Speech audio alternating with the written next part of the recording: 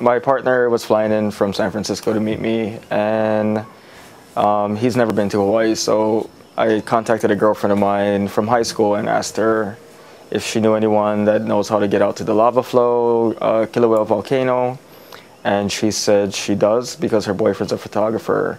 So we planned everything. So this past Sunday, we went out, we parked where everyone's supposed to park, and we started hiking. And because her boyfriend's a photographer, he knew how to navigate through the lava fields, I guess. So we went off the path and we were told not to, but he's been out there a million times, so he knows exactly where to go. It was 2.5 miles one way and nothing but lava, just an old flow per se. So when we get out there, it's a clear night. There's millions of stars. The Milky Way is over us. We see the glow as we're walking, and that was our target. So once we get out there, there's at least 35 to 40 people out there as well. So we're not the only ones that went out there, and we're not supposed to. But you could feel the heat from the lava just... For example, my partner's boots, his brand new boots melted. That's how close we got.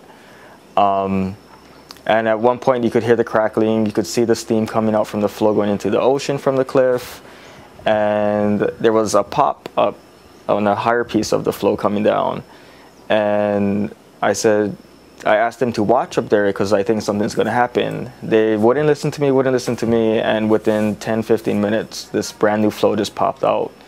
And the flow was just like caramel, just flowing down. And from there we went up and we watched it from above. And at one point we were so close that my partner was up on top of another piece of rock and I could see the glow under him. So I was like, you need to come down here because that's not safe. And we ended up taking these amazing photos, and the picture doesn't do justice. Being there and experiencing what we saw. The last time I went, I'm 35, the last time I went out there was maybe when I was 10 or 11. And it's when she first started her major flow over the highway. And my father took me out there with some family members, and we could see her just taking everything. So this was truly spectacular and amazing.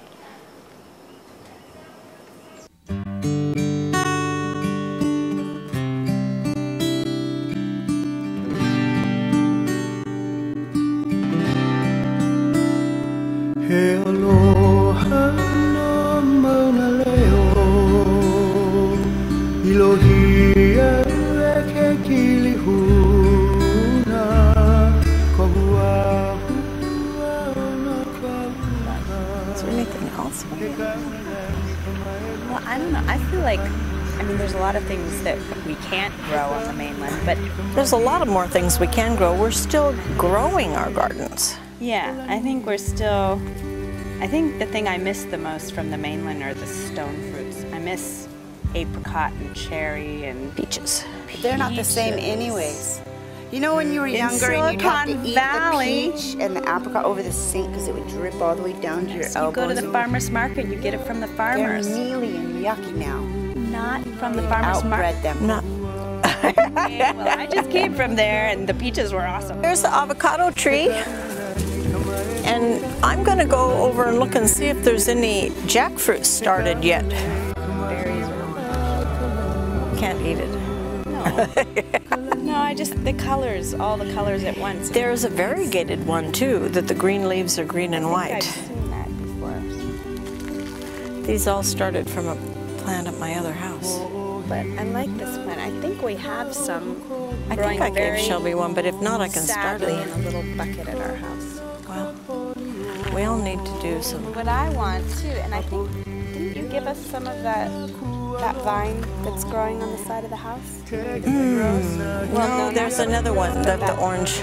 That one's not doing so well for me right now.